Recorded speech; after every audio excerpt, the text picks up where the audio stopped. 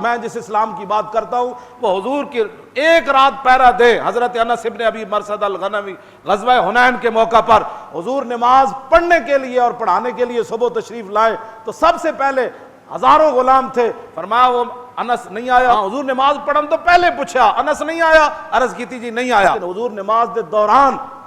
سامنے ویکھ رہے سن،